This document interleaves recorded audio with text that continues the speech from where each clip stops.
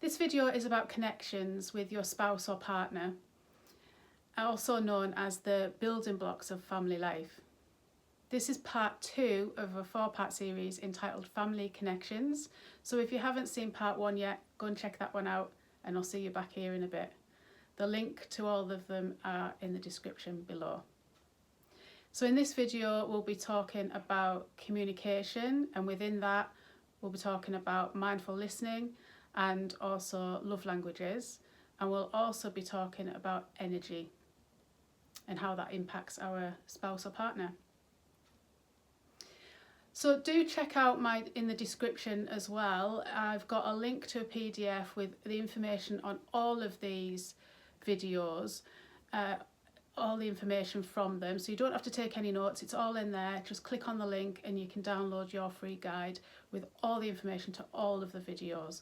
So all you need to do now is grab a brew and chill out, and let's connect.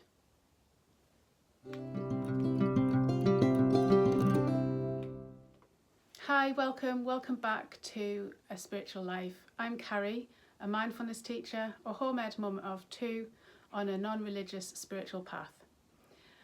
I'm passionate about helping parents learn a practical approach to spirituality to improve family connections and live a more conscious and meaningful life. So this is all about connections. I'm all about connections. The spiritual life is all about connections. This 4-part series, all about connection, and this one particularly about your relationships with your spouse and your partner. The video before was all about your connection with yourself. Okay, so there's a lot here. I've got a lot of notes, bear with me. Okay, so when we think about connection or losing connection with our spouse or partner, it depends on personalities, but quite often we might be raising our voice and shouting. I can raise my hand to that one. So when we shout, whether it's whoever it's to, partner, kids, whoever, it's like we're having an adult tantrum, really. And what we're saying is we're not being seen and heard. As you'll find, the theme through all these videos is we're not being seen and heard. Something's out of my control and something is not going as expected. It's out of my control. So I'm scared and feeling vulnerable to the outcome. So it's usually one of those things. You're not feeling seen and heard. You're feeling scared and vulnerable. You lost control. You don't know what the outcome's going to be, the expectation of what's going to happen, because everything's out of your control. Things aren't going the way you are, so you start shouting. It's like having a tantrum.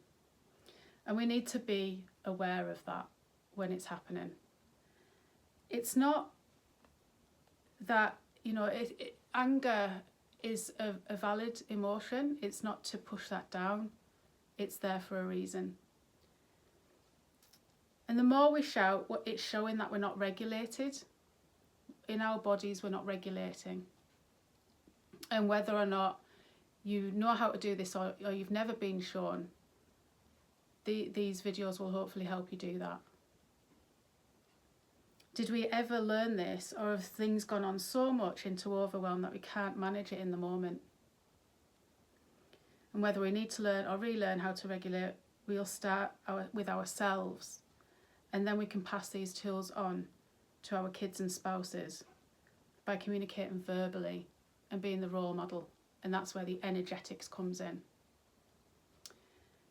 So to feel seen and heard, communication with regards to, we're going to specifically focus, there's lots to talk about on communication, isn't there? But we're going to focus here today on mindful listening and love languages. So let's start, and we're also going to cover energy exchange, okay? We're going to bring that in. So let's start with communication. So love languages then. Have we heard of love languages before? Have you ever come across it? I did write the name down of the book. I can't quite find it now, but love languages, if you look it up, you'll find there's a book about it. But you can also look up the quiz for it to find out what your love language is. Basically, love languages is usually what you didn't get growing up. So what you had as your parents usually, or whoever was around you, how you wanted to be loved might be different to how you actually were loved. And that's what this will pick up. So you can look up the quiz online or get the book.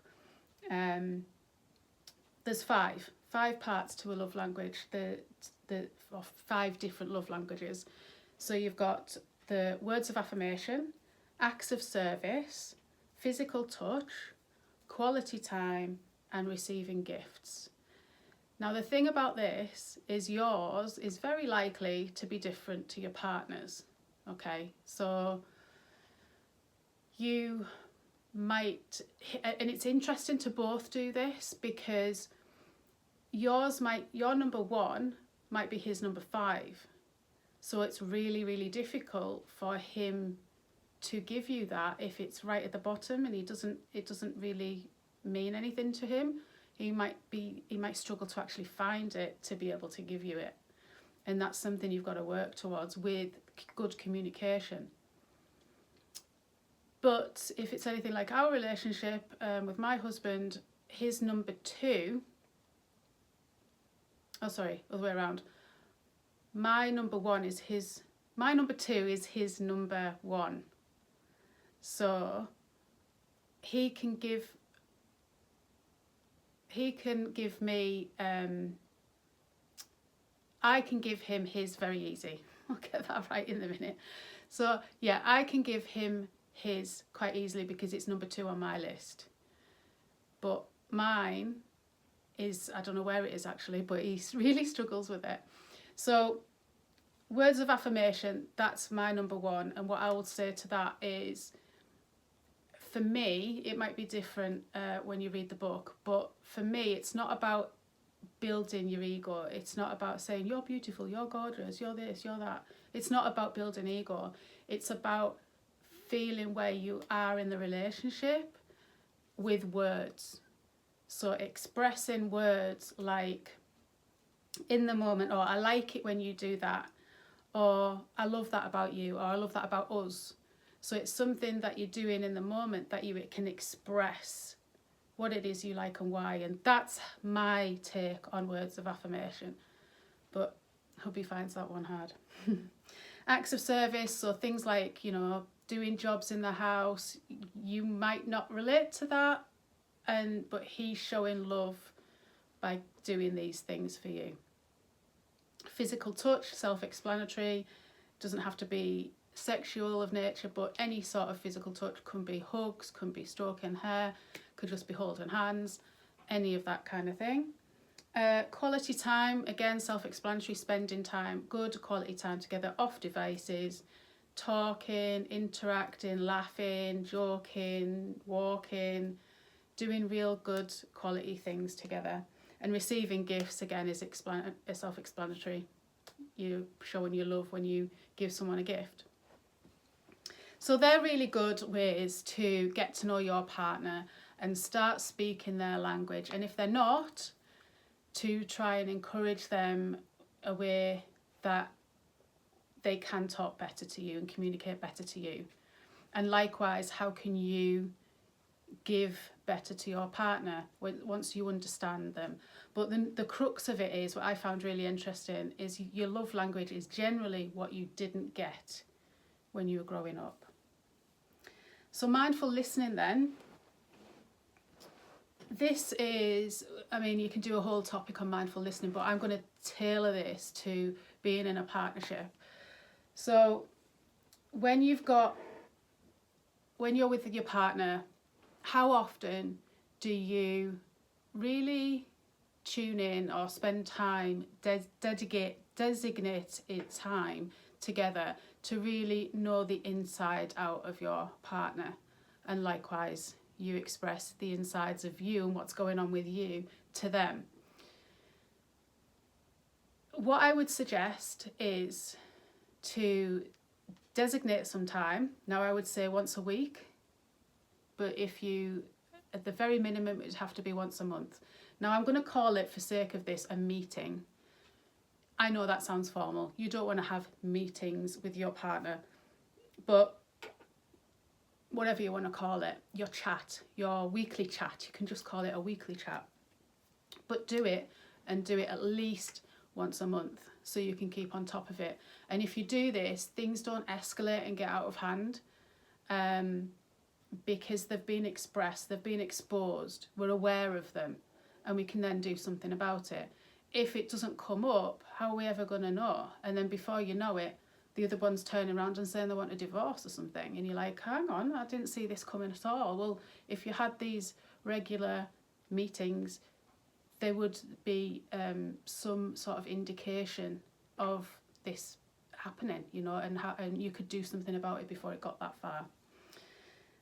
So you pick your time, you pick your day when you're going to do it, and keep that regular. Now, this probably won't go down well either. I didn't like the idea of it, and I tried to come away from it, but I had to come back to it, and that is to write these meetings down. Now, if you are someone that does all this at work, you have meetings, you have agendas, you have minutes, you have to do all that stuff, the last thing you're going to want to do is to do it at home. If that's you and your partner doesn't do that, then put them in charge of writing it down. Work together. But it's really important to write it down, because otherwise you forget what's said, you've got no reference to go back to, and most importantly, you haven't got those actions. You're not going to take action because it's like it never happened. It's just out into the ether, yeah? So give each other a chance to speak uninterrupted on your chosen topics. Okay, so for example, you can put your own topics in here, but I would definitely cover personal. So what's going on with you personally, that covers everything. That could be your health, it could be your mindset, it could be just anything personally going on with you, really. Are you feeling in a good place? Just something like that. So personally, work, finances, that should be brought up, because that is usually a problem within a lot of relationships, is money. So let's not, ignore the elephant in the room here, and that needs to be brought up. Personal, work, finances, parenting. Again, that's something that we don't talk about in this way. And relationship, your relationship. And we're talking about the good. We're not leaving out the good here. The good, the bad, and the action. Okay, so what's gone well in those areas? What's not going well from your perspective when you're talking and not being interrupted?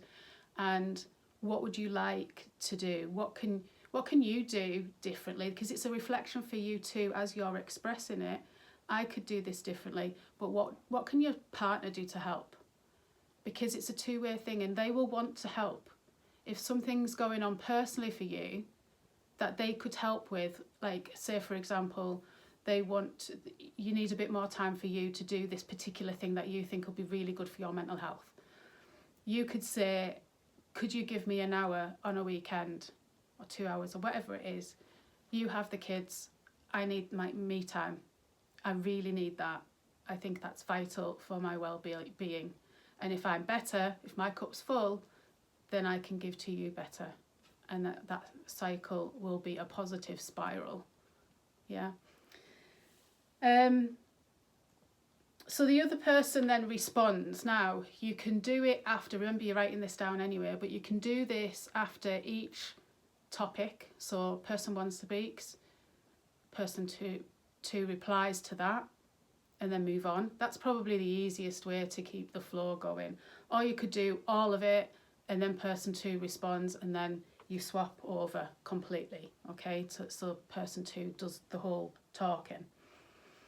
And the most important thing is to agree an action plan, get it written down, okay?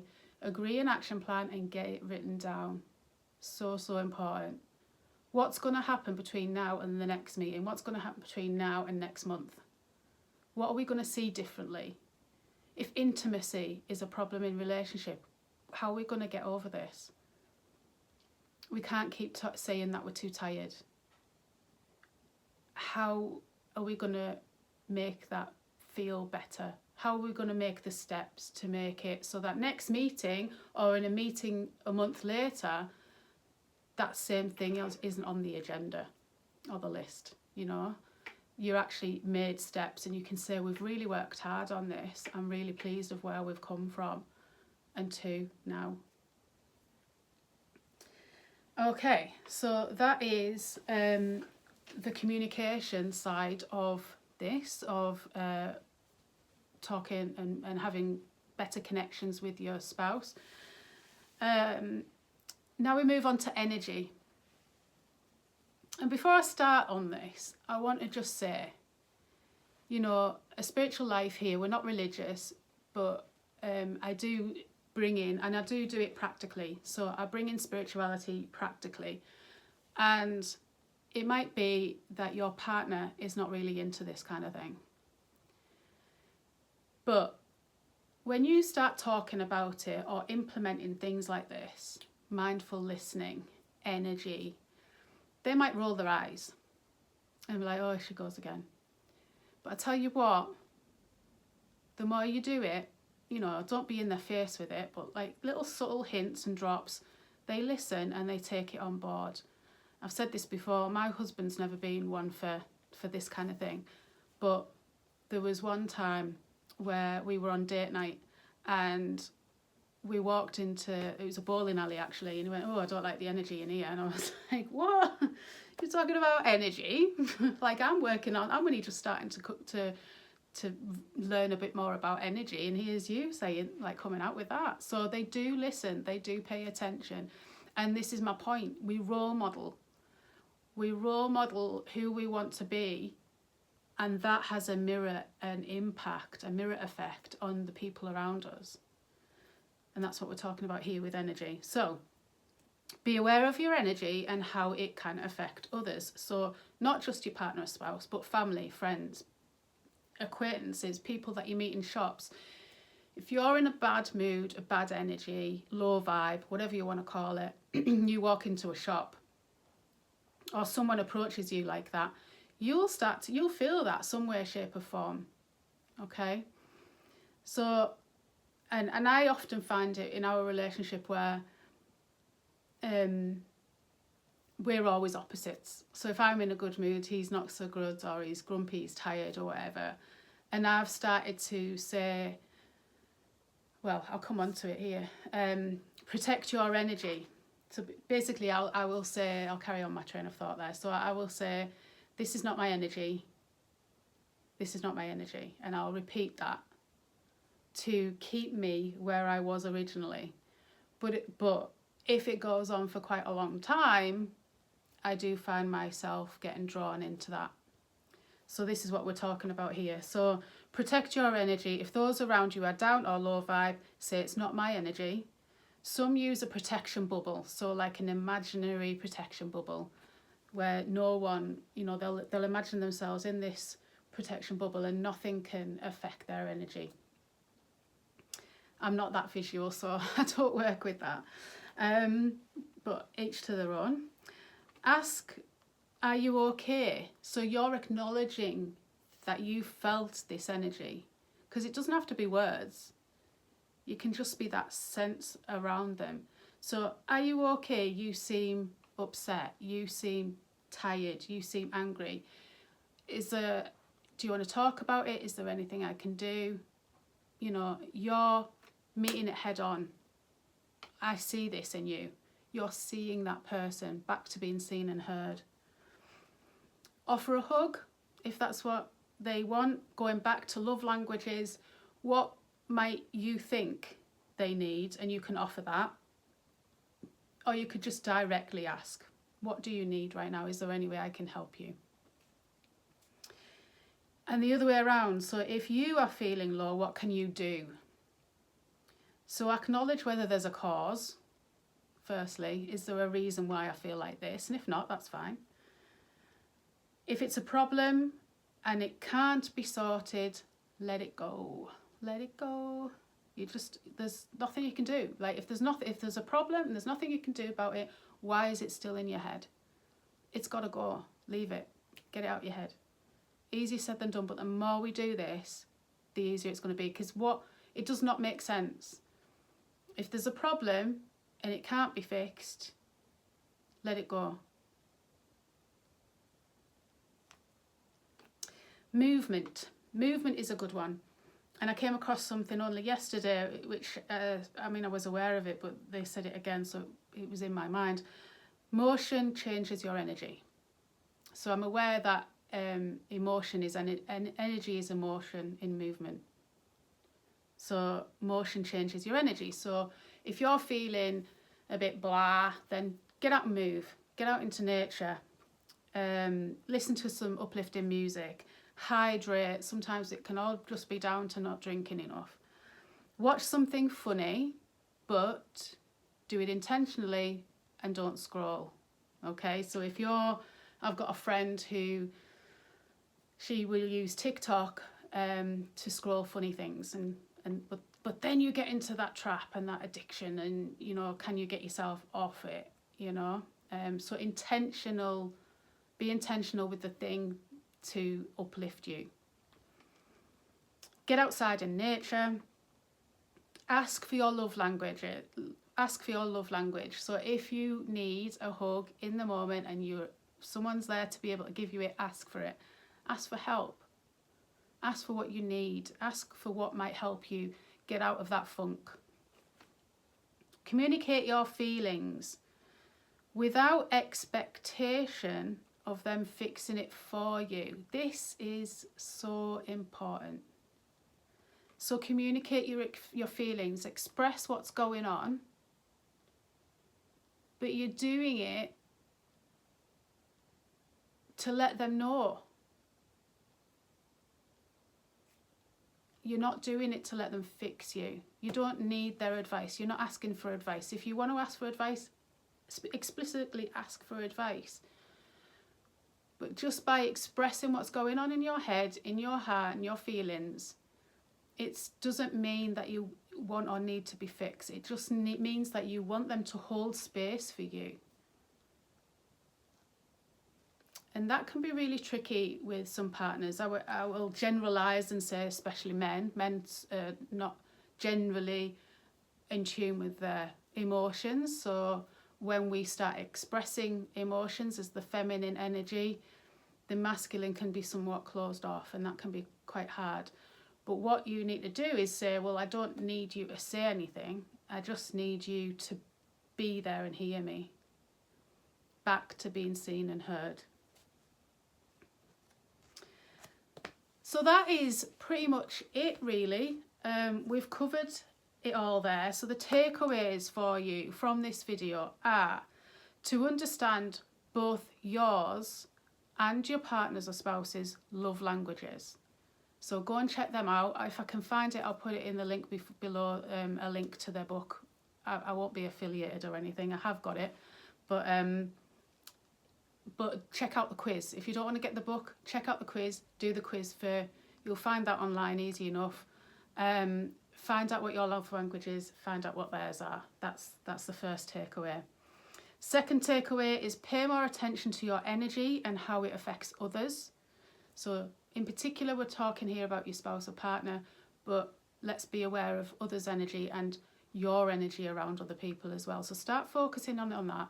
How do I feel? How am I acting around my energy? And number 3, really, really important. Please, please, please let me know how this goes if you start doing this.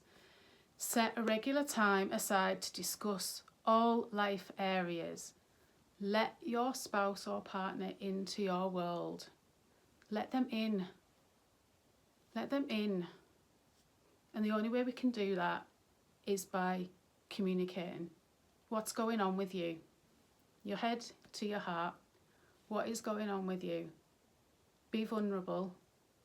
Have the courage and let them in.